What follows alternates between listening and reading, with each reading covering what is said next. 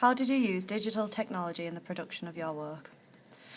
Photoshop. I usually use Photoshop for the production of my poster, which I found was easier than using any other software as I was familiar with it as I used it last year.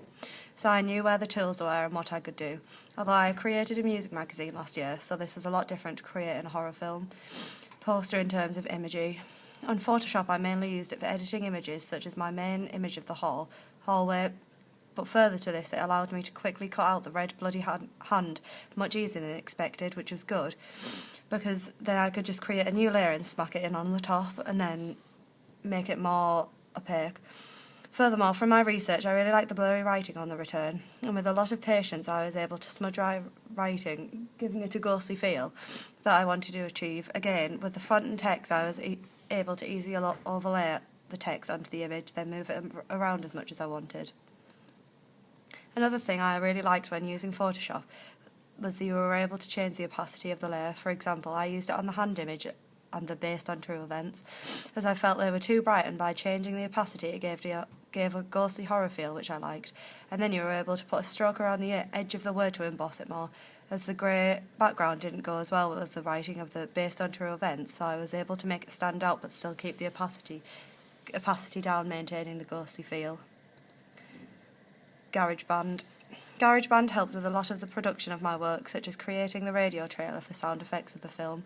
The software has a large database with sounds such as screams, thud, musical instruments such as pianos.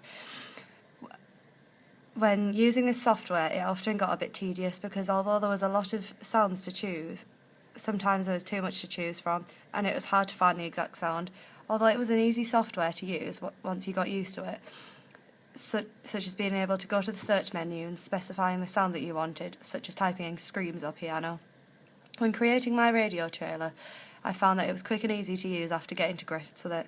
Although some of the sounds are unrealistic, such as the speech/screams, I decided to record it on my phone, then to transfer the clip onto it, which was easy and quick to do again.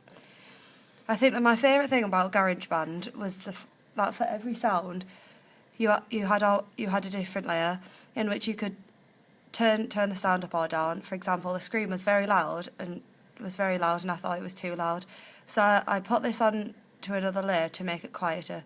Again, I did this with the piano and the baby cries because they make it more eerie and create much more of an atmosphere being quieter, rather than just overtaking the main dialogue. I also like that you could very easily just cut the sound wherever you wanted to, very much like editing clips on Final Cut Pro. For the main production of my film, I used Final Cut Pro for the editing of it. I only vaguely used it last year as a part of showing progression on my blog, so I was still a little new to the software. However, once I got started adding and rendering the first film clips, I got used to it and quickly got editing. What I liked most about Final Cut Pro was that I was able to cut the film clip easily, then being able to put different shots together, making the film flow in time with each other. Although the software was easy to use, it took a lot of time making it perfect, going back and forth, moving different scenes, seeing which worked the best and in which order. Another thing I really liked about Final Cut Pro was that we were able to render the shots with an old antique look to them, which really enhanced the shadows and gave it a much creepier look, as it made the daylight look darker, giving it a better, more spooky atmosphere. Again, this helped with the flashbacks because obviously we wanted it to make it look even older, so we were able to make the saturation of the clips very low, giving it a black and white feel, but also adding a little colour which gave it an edge, contrasting with the rest of the film, making it obvious it was still a flashback that was happening. The main thing that really added the final bits to our horror film was the sound effects, which I found really easy to add into, which really did make the film come alive and much more professional, as we didn't use that much dialogue, which is conventional of a short horror film. I found that overall the software was easy to use, especially with the overall filming, such as adding the effects like the smoke/fire, which although it took a long time in the end, I was happy with the overall production.